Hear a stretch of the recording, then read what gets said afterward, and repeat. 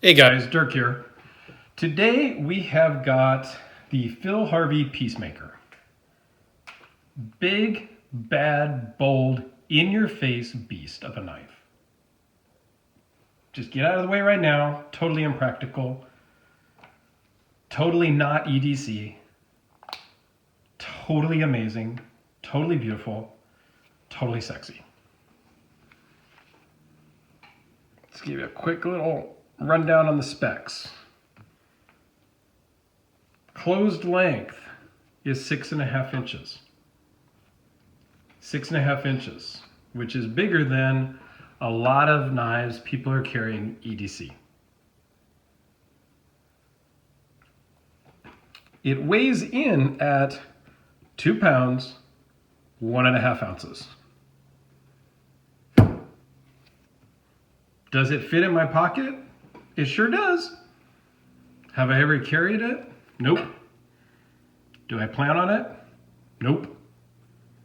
I may throw it in my bag, my backpack, take it with me somewhere, do something with it, show it off, take it to knife shows. Absolutely. Take it to barbecues and gatherings with other knife, nuts. Absolutely. This is really a showpiece. This is a conversation starter. And I want you to put some comments down below how crazy you think this is. Would you own one? Because you can get one. Overall thickness of the blade is 0.40. Let's open her up here and give you a better look. I brought out the Mighty Hank's Hank today because, well, not only are we not playing games by having a big bad boy, but this hand-rubbed satin blade picks up the fingerprints like nobody's business. Overall length is 11.25 inches. The blade length, if I measure from the inside edge here to the tip, is 5.5 inches. From the edge here of the scale to the tip is 5.28.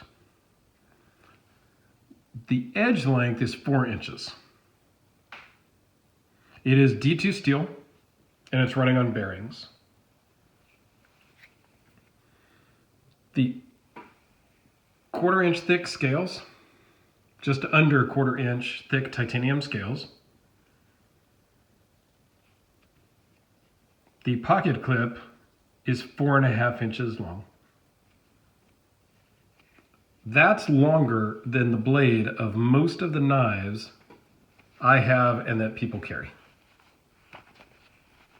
Picks up a bit of the lint, sorry about that. And the lights in here are it's just such a massive amount of hand rub satin, it kind of plays a lot with the light. So your total thickness here minus the clip is 0.9697 inches. Kind of tough to measure because it's a little contoured. But overall at its thickest point, including the clip, is 1.25 inches. So make no mistake, this is a big, bold, in-your-face conversation piece. That's really what it is.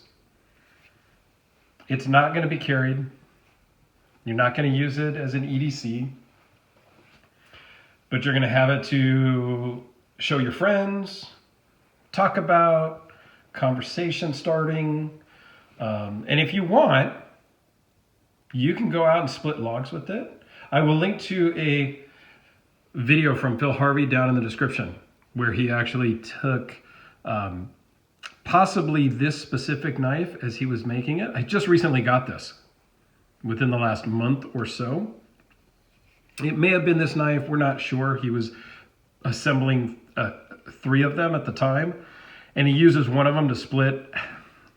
It's bigger than a 4x4. I don't think it's a 6x6, but he is over in a small town in the UK, so they have different dimension lumber there. So, but it's a 4 or 5 inch square chunk of wood.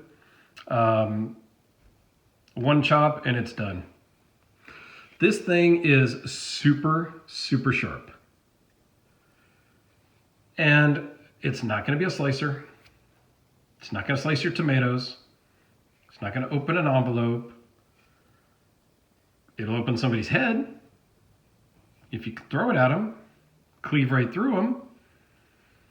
But the craftsmanship, the attention to detail is phenomenal.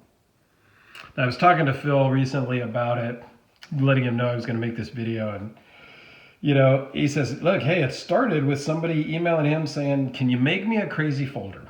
Big crazy cleaver. So Phil thought up the maddest thing he could come up with, and that was this. He thought he was only going to make one or two for that original gentleman that wanted one. Ends up, Phil really likes this knife, so he's made several. There's about 30 of these out in the world at this point, according to him. It's about an 80-hour start to finish, all hand done, one by one, in his little shop, all with hand machines. No super big mills. He makes his own tools. I'll link to his YouTube channel below also, because it's worth checking him out. He makes his own tools to do these big, over-the-top, in-your-face type of knives. I've got another one of his too, the Gladius, which we'll do a review on at some point here shortly as well. Oh, another dimension. This fuller groove, it is 1.38 inches wide. So I did a video just yesterday of the Medford Marauder, Dress Marauder. So I have a couple of things here. Let's do a little couple of comparisons, and then we'll give you some real close-ups of this knife. So everybody's got your Sharpie. Get a butt to butt. The Sharpie is the size of the handle. Here's the Dress Marauder from yesterday's video. Fits quite nicely there in the fuller groove. Even when it's opened, it's barely longer than the blade. If we put the kind of pivot to pivot, there's not much comparison. So another big knife I've got, everybody knows the Medford Praetorian full tie. 0.260 blade, one of the, the Medford's big, massive flagship knife. Pales in comparison. Again, the Peacemaker dwarfs it in every dimension.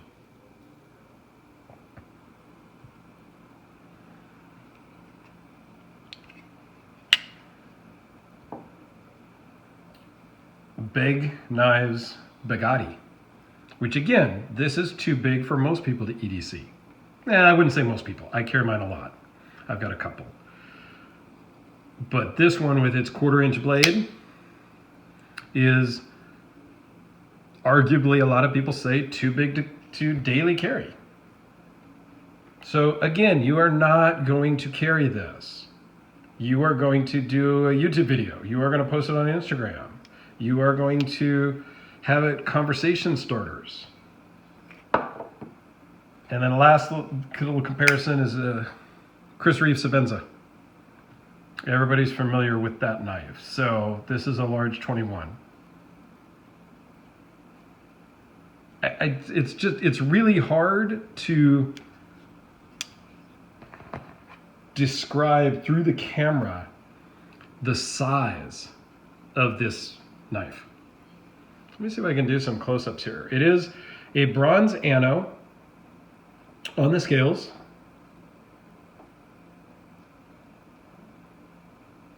Inside, and I don't know how well it's going to pick it up in the light, it's purple. It's kind of a purple ano on the inside. He's got his kind of maker's mark on the inside backspacer, where it doesn't really show up because of the lighting.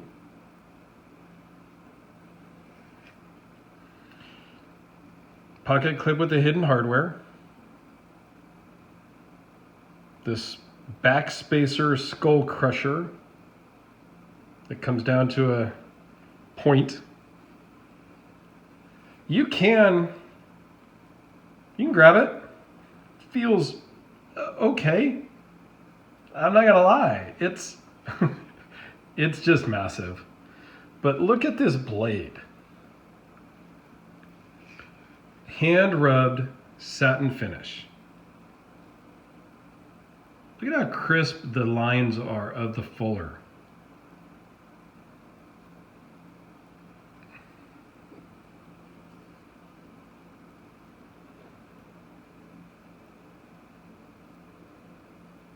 All hand done. And think about that. I mean, just one little mistake on a big, massive shovel almost, and you're starting over. Now he does have, you know, kind of an exposed detent track, which we've talked about as a negative before on some other makers.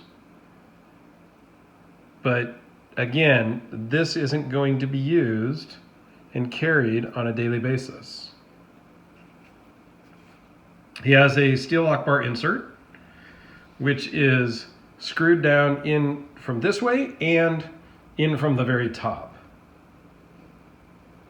There is no over travel stop on the lock bar, but I can barely disengage the lock with my thumb.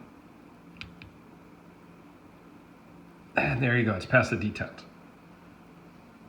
So you're not going to over travel and unspring that lock. It is super smooth. And the weight of that blade, and with how sharp it is, if your fingers are in the way, you're going to be taking a trip to the hospital for stitches, because that will cut right down to the bone. See that massive stop pin? Everything about it, oversized, massive, and in your face. I mean, it's shaking the table a little bit here, so excuse the wobbliness of the camera a little bit. But absolutely just an amazing, amazing knife. The craftsmanship, the attention to detail, the customer service from Phil is amazing. I've been emailing him and texting back and forth in the middle of his night because of the time difference. He's just phenomenal, and he makes a great product. I do, like I said, I do have the Gladius, which I'll do a review on here in the next few days, shortly. And I'll compare the two. It also is a bronze ano. And the ano, it really picks up the oils in your hands too. Right before the video, I did wash this off and clean it with Windex. And it looked totally different when it was freshly cleaned. So you pick it up a couple of times and it picks up the oils in your hands and it plays the colors. So there's not a lot to say about this knife other than it's amazing. I do have a buddy, Valentino. A lot of you guys will probably recognize that name. He does EDC his in his bag. So I don't know if he's using it to chop his, the tips off his cigar. Not sure, but he does carry his around. He's had his for quite a while. And Phil's been making these for several years. So I will put links down below to Phil's YouTube and a couple other videos down below to compare to. And I want to hear your comments. I would love to hear what you think of this massive, overbuilt work of art and how ridiculous it is. I am honored to own such a piece. This was one of my grails for a long time. And, I think I started talking to Phil about it a year ago about making me one, because he had just made one and I saw it go out to somebody else. And I'm like, hey, put me on the list. And he goes, all right, when I start making some more, I'll let you know.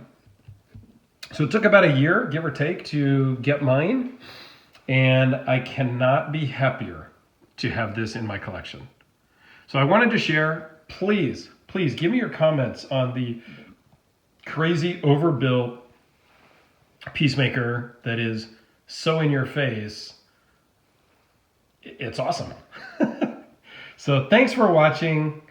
Like and subscribe, share with your friends, and let me know what you think of this beautiful work of art. All right, thanks guys. Y'all have a great day, and we'll see you on the next one.